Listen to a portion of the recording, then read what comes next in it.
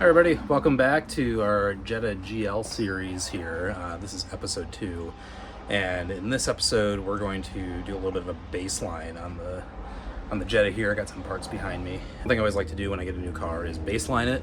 It's mostly for my own peace of mind. I know a lot of shade tree mechanics do it as well, but I like to change the oil. I like to, go through and change the fuel filter, air filter, belts, stuff like that. Basically just make sure that the common wear items have been replaced. And what it does is it kind of puts your car at a baseline so that you know that these things have been done, and if there's any problems that arise, that those things have been taken care of. So to start with our baseline here, we're going to do a few things. First is an air filter, pretty straightforward. I'm going to do the headlight and tail light bulbs. The headlights, the high beam doesn't work on one side. I think I pointed out in the first video, but it looks like this side's had an impact and that headlight has been replaced before, and this one looks original. So this is the one that's not quite working, so we're going to replace the bulbs and hopefully that brings that back. After the headlights, we're going to replace the fuel filter. I have an oil filter here, so we'll do an oil change. Headlight wipers, and then this guy's probably going to be the biggest one. This is the timing belt. So the timing belt for these is actually pretty simple. It takes probably an hour or less to replace, but I don't know when the last time this belt has been replaced. I took a look at it and it does look pretty old. Still has all the teeth. It's not exactly cracking, but there are lines on the belt that show that it's been a long time since it's been replaced. So before we do any sort of heavy duty driving here or make this thing a daily, I do want to replace the timing belt. This kit does include the belt and the tensioner pulley and our sticker to show that we've done it. And once that's replaced, we'll be good for another, 60,000 miles, 50,000 miles usually is how long they last. So hopefully longer than that. We're gonna do the simplest job first. That's replacing the wipers. So these are actually really easy. They just pop straight out like that. Don't want to have this whack into your windshield because that will definitely bust it.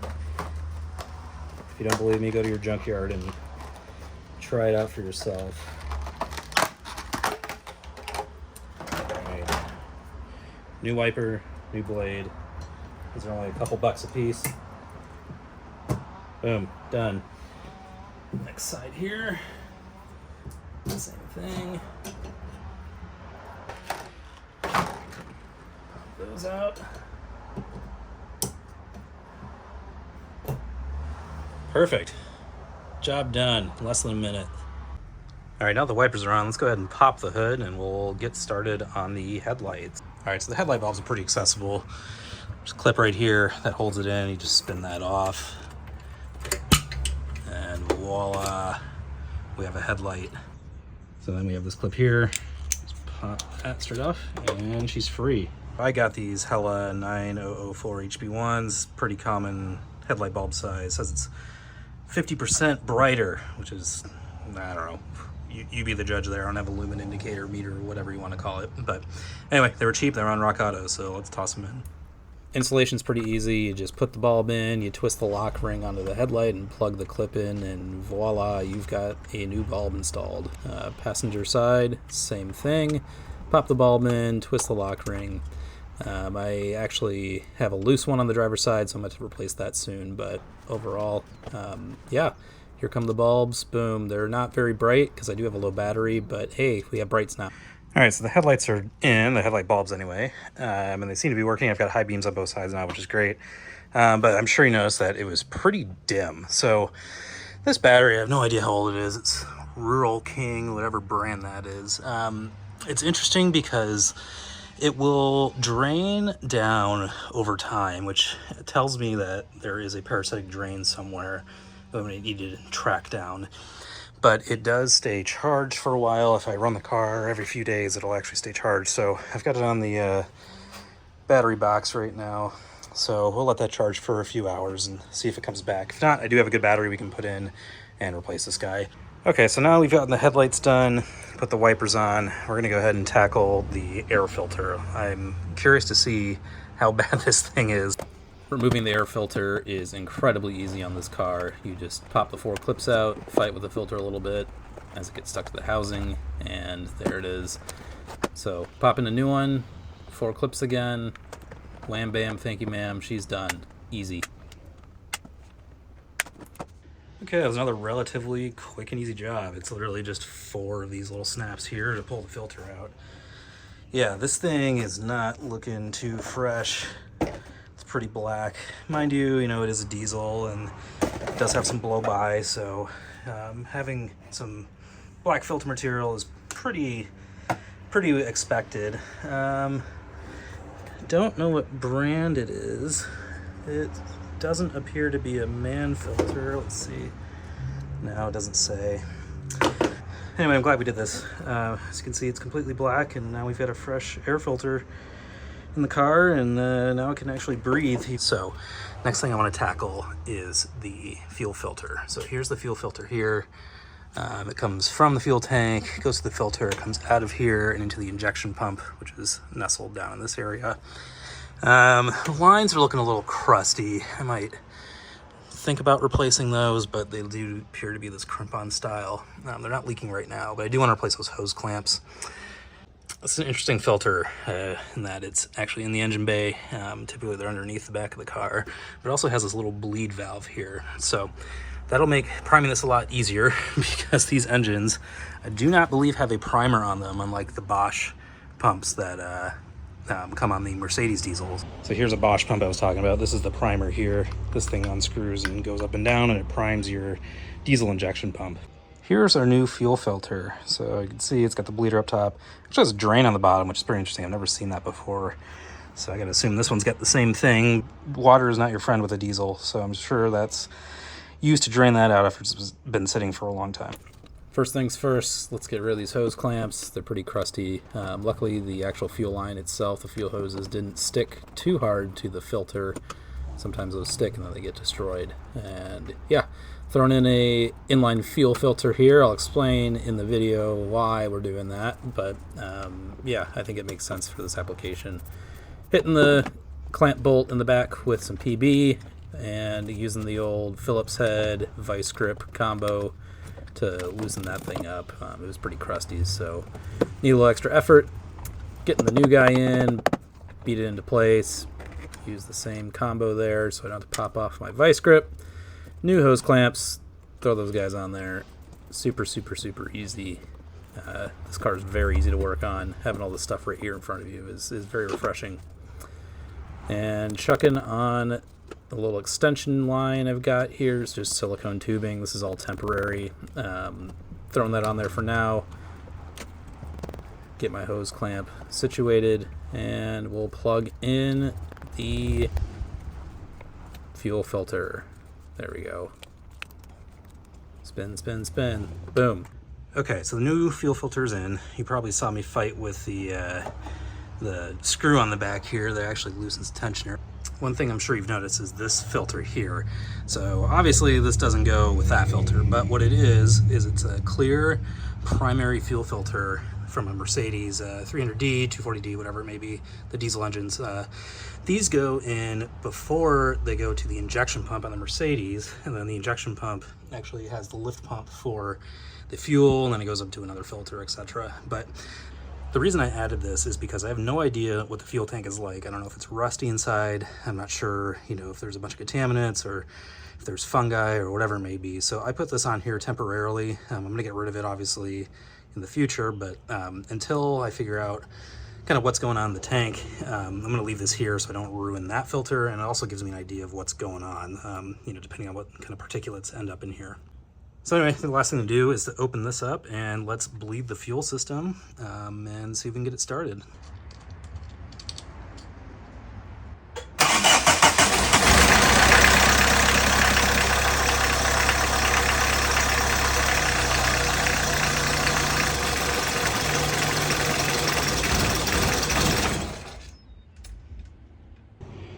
Okay, so that didn't really work. So this wasn't able to pull enough fuel from the tank to fill the filter and get to the injection pump before it ran out of diesel. Not entirely surprised. I'm sure you saw the air running through the lines and everything. So what I've got is a 12-volt pump here. I've had to do this a few times with some various diesels, but it's going to pull fuel from the tank through the filter and prime this guy so that it can get to the injection pump. And then we'll have to crank it for a little bit to get it started. These things have saved me many times. They're very cheap. They're like $7, I think. And you just give it 12 volts and it just pulls fuel from the tank. So that's what we're gonna do next here.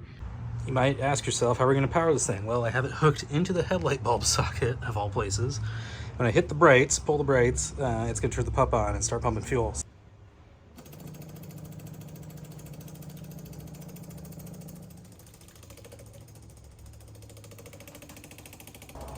Oh, we're getting something. Let's see, I'm getting some diesel. Oh, and we're good.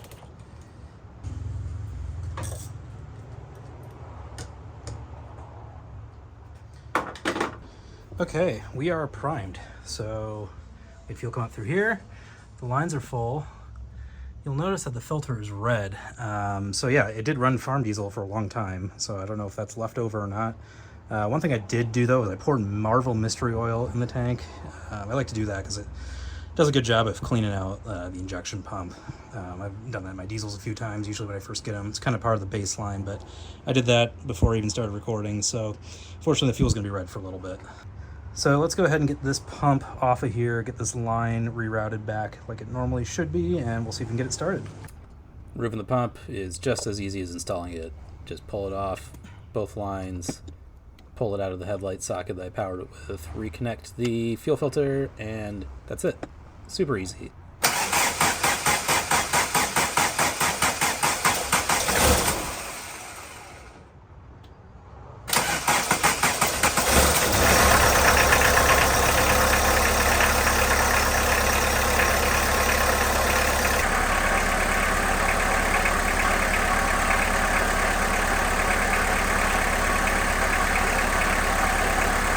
Okay, so we're making pretty good progress.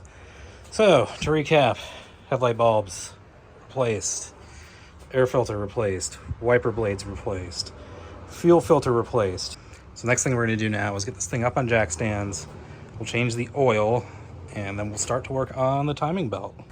All right, car's in the air. Let's see what we're dealing with under here.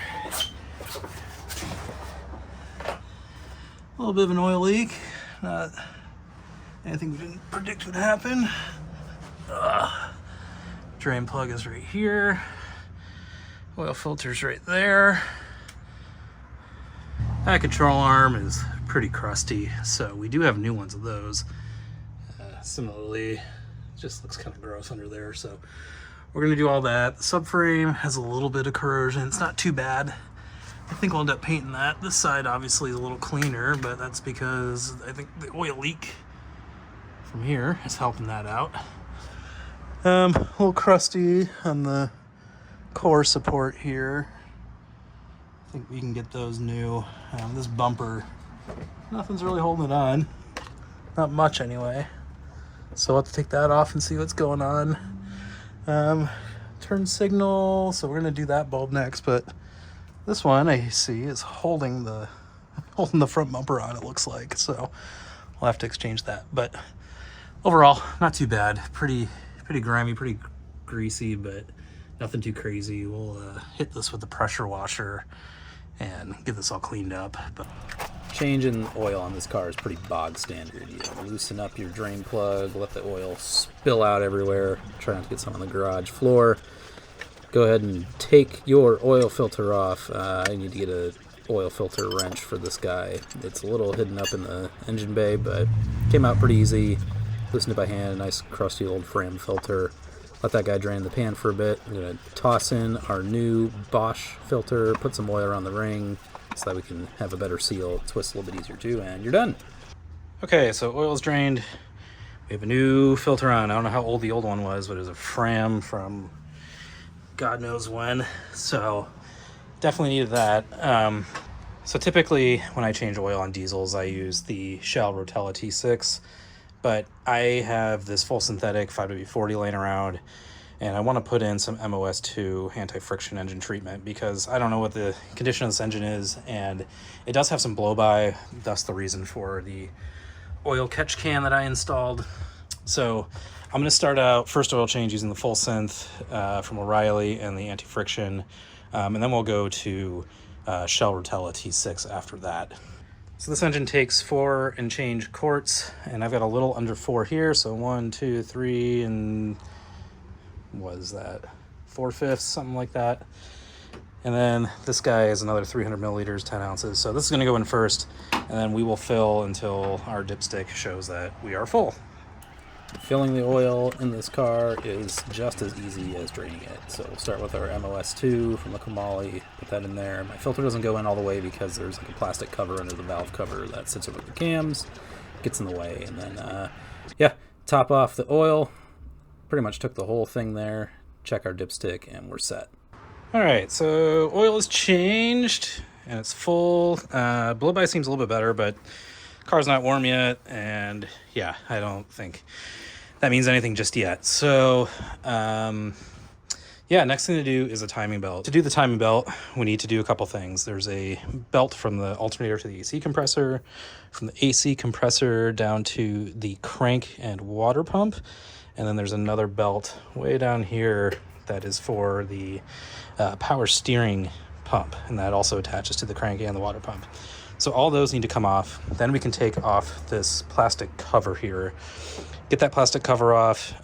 We can take off the crank pulley way down here. Once we get the crank pulley off, there's another plastic cover behind it that exposes the timing belt. Got this front plastic cover off here, and as you can see, there's the belt. There's how it runs through. There's the tensioner right down here. Here's the injection pump. So we have to get that lower cover off. We'll take the belts off to do that, and then we should be able to have pretty much full access to the timing belt. Removing the crank pulley is pretty easy. It's just 4 6mm bolts. There's actually 2 pulleys on the crank, an outer and an inner. So yeah, loosen those by hand. Then I hit it with my electric ratchet, wound the 4 bolts out, and the pulley comes off very easily. Then we can tuck our belts away. A little screwdriver action here, boom, out, and crank pulley loose, out, belt is out of the way, perfect. Now I noticed that the water pump bolts or the water pump pulley was getting in the way, so went ahead and attacked those bolts too, and just promptly stripped them out. So yeah, let's tackle that. So a trick I learned a long time ago was you can get a 12 or 13 millimeter socket, and that typically fits pretty well over the head of these if you hammer it on. So that's what I'm going to do here.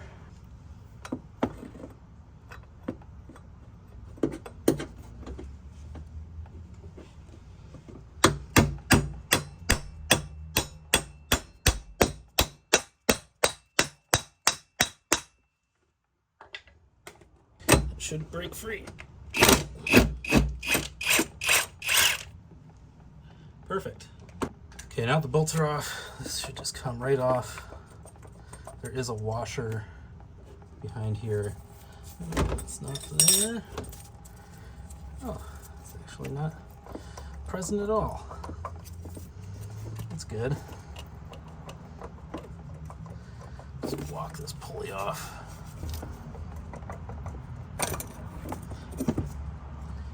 Ta-da! So the first thing we're going to want to do is we're going to want to put the injection pump in time. There's a timing mark right down here on the gear for that. There's a timing mark right here. So what we're going to do is we're going to put a 19 millimeter on the crank pulley and spin that until it is in time.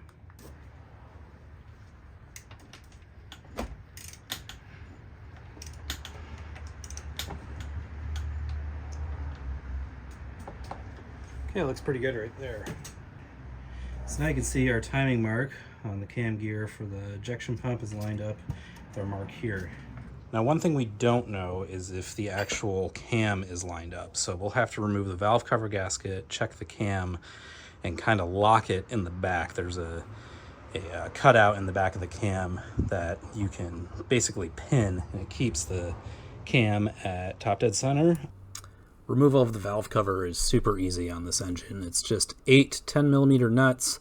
There's 2 spring plates that provide some extra pressure onto the valve cover that come off underneath those nuts. And the valve cover gasket itself is pretty interesting. It's mostly cork material. There's a half moon made out of rubber on the back, which we're going to expose here in a second. Going ahead and taking my breather from my catch can off. And then, yeah, so there's a rubber U-shaped gasket up at the front as well that goes over the camshaft. And that kind of fought me here a little bit. Obviously, this has been replaced before, but there's some RTV that was hanging up, and it gets loose here pretty quickly. And pretty soon, you've got a free valve cover. It's loose and just comes right out, just like that. So anyway, like I was talking about, there is a notch on the back of the cam here that basically shows you that your cam is at top dead center. So I am going to stick something in there and brace it against the head, and that will keep everything in time while we replace the belt. Okay, so I have this kind of flat box wrench here that fits in great. It rests on the head and stays there.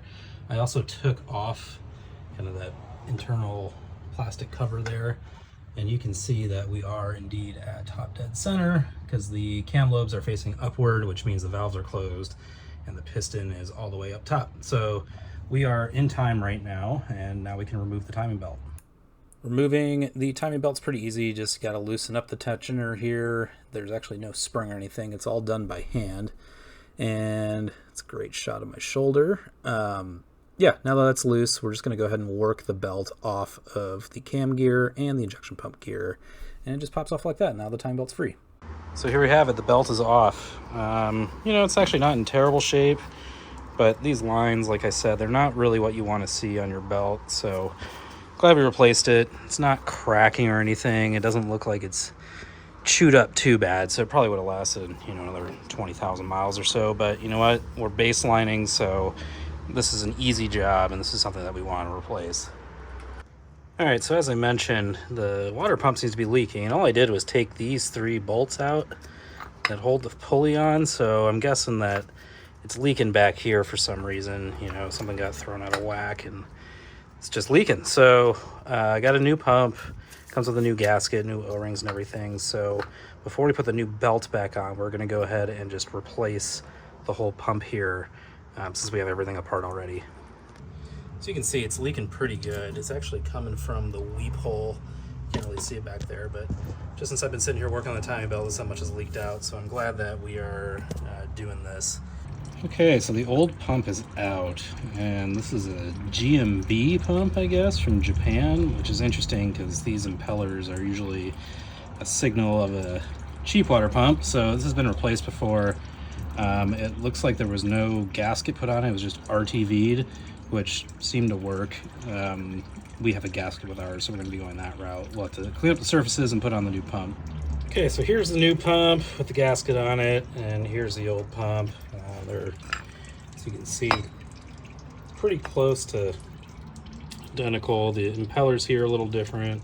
Casting here is a little rougher. It's not quite as good as this one, but I mean, all these pumps are cheap now. They're all made in China, and yeah, they just don't really have the same build quality as they used to. This one's actually made in Japan, but yeah, you know, these cheap sheet metal impellers, you know, are pretty telltale sign of you know, cheap craftsmanship. So anyway, we're gonna put this pump on as is and see how it does. I was gonna RTV it, but the gasket's pretty thick, so I'm gonna try and just use the gasket as is by itself to start, and if we have issues, then we can come back and RTV it in the future. One trick I learned a long time ago too is zip ties are your friend. With a gasket like this, it's sometimes hard to keep all the holes lined up, so you can zip tie them into place, and then after it's in place, just cut them away, and your holes will be lined up. Run a few pieces of hardware through to be safe, but yeah, this works really well on gaskets with a ton of holes in them like this one. All right, so new water pump is in. Now we can put the pulley back together that hides the bolts on the water pump, and we can put the timing belt back on and start putting everything back together. Okay, so the pulley is back on. We'll torque it when we have the timing belt in place. But now we can put the timing belt on. Everything else is in place, ready to go. So timing belt is next. So again, here is our timing belt kit. So we have the belt itself, the tensioner pulley and our little sticker that we write down the miles and date and everything when we replace it. So we'll put the tensioner on first and then the belt. Okay, so we're going to start with the tensioner. The tensioner has to have these two holes on the outside. You'll see the other side doesn't have those two holes, but this side does, and that's because this is what we actually use to turn the eccentric kind of bolt here to put tension on the tensioner. I use a set of snap ring pliers to rotate this and put tension on the timing belt. Now, putting the timing belt on is almost as easy as taking it off. What I really like to do is install the belt around the slack side first. So the slack side of the belt is basically where your tensioner is going to be. The tensioner is tensioning your slack side of the belt, because if it doesn't, then you'll have a belt that just flops around and will jump teeth, and you can't have that. So by putting it on the slack side, you can basically take out as much tension as you possibly can, and that makes putting it on the tension side a lot easier. You can see I'm kind of fighting with the belt around the crank pulley right now, or the crankshaft sprocket, and I'm finally able to get it onto the injection pump sprocket. Was off by a couple teeth here, tighten that bolt down a little bit. You can see I come over here and try to rotate about 2 or 3 teeth, I think, to get myself back in line. The injection pump's under pressure, so it does want to naturally rotate back. As I mentioned earlier, you get some snap ring pliers. You focus on my Apple Watch apparently, but you rotate the tensioner. There's no spring in there. You just kind of snug it down into place. You don't want it to be too tight. If the belt's too tight, it'll make some noise and wear prematurely. Last thing we do is check for interference by spinning the engine over. We want to do this to make sure the valves aren't hitting the pistons, which would indicate that it is out of time, and it looks like we are good here. So here's the valve cover gasket. O'Reilly's actually had this in stock, which is kind of surprising. Basically, you've got a cork gasket, got a half moon here that goes in the back of the cylinder head right there where the camshaft is. And we've got this guy that goes actually up front and makes a seal wherever that groove is. So 3 parts. I'm not confident it's not going to leak, but we'll give it a whirl. Okay, valve cover is put back on. I've got my catch can set up. I just put some water in the cooling system for now. I want to make sure that the water pump actually holds pressure when it's at operating temperature. And also, I do want to run some radiator cleaner through here. Just, you know, again, we're doing a baseline, so it doesn't hurt to do that. And then we'll drain it and we'll fill it with the correct pink Volkswagen coolant. So all that's left to do now is to put a key to it, and let's see if she starts. I've got a feeling it will.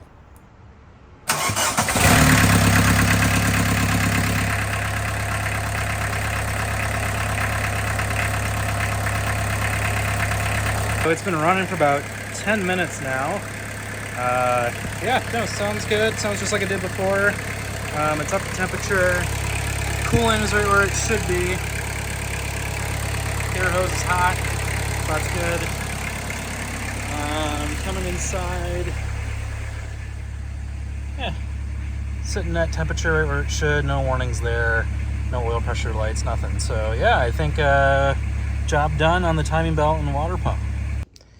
And now that we've got the timing belt, I feel a little bit more confident about driving it. I do want to replace the serpentine belts again. The ones that I got were, you know, pretty old, and they've actually started cracking. So those will have to get replaced again. That's no big deal. So now that the car is baseline, if you were wondering, well, what's next? Here's what's next. So for the next couple of videos, we're going to be replacing the rear shocks, the front struts, control arms and ball joints, strut mounts, front pads, rear shoes, motor mounts, the shifter. I'm going to rebuild that whole assembly. Pretty much everything we need to do to get this car back on the road and safe. So the reason I bought all this stuff is it's a relatively simple car. I mean, all in with everything we've done already, plus all this, it was about $600 in parts, which is really not bad to completely, you know, repair a car and get it back on the road. A lot of people do coilovers instead of struts. I decided that I just want to do the struts to start. Didn't want to put a whole lot of money into it. I did get the Bilsteins because that's, you know, the best brand you can get for suspension components. So you can get coilovers for these Mark IIs relatively cheap. I think the max speeding rods and Racelands are in the $200 to $400 range, like pretty cheap. But I decided I want to go with the stock route and just put on the Bilsteins. I mean, these are the best shocks and struts that you can get for German cars. On top of all this, I also have a new set of tires that we're going to put on. So that's actually something I'm going to try to do myself for the first time. You can buy a tire mounter at Harbor Freight for about 65 bucks and a bubble balancer. And I've got the tires in the back. We'll address that when the time comes. It'll probably be the last thing we do. But that's something I'm going to try and tackle for myself here. I think the main point of this car and like all the mechanicking that I do is I'm trying my hardest not to go to a mechanic. I'm trying to be completely self-sustained and not need a mechanic ever again. The only thing that I don't think is within my capabilities right now is doing an alignment. This car might be pretty easy to do it on. I'm not sure. Setting toe is relatively easy, but camber, caster, all the other stuff, that's kind of where I get lost. So for this project, until we have to get an alignment, everything's going to be done here in the shop. Everything is within my capabilities, and you know, having the tools to do it is kind of great. You know, I've been working really hard over the last 15 years or so to acquire all the tools I have, so I'm able to do this kind of stuff and be completely self-sustained, even though I have one step left in order to be able to do that. So I appreciate you watching. Yeah, I don't know how many views this is going to get, but it's fun for me to work on this. Worst case, my uncle watches this. He can see what I've been doing to work on his old car that he gave me for free. And, you know, I promised I would take care of this car and give it a good home, and I think I'm doing a pretty good job of that. So stay tuned. Probably got another 2 or 3 more episodes to get everything done here, and then we'll have a running, driving Mark II Jetta.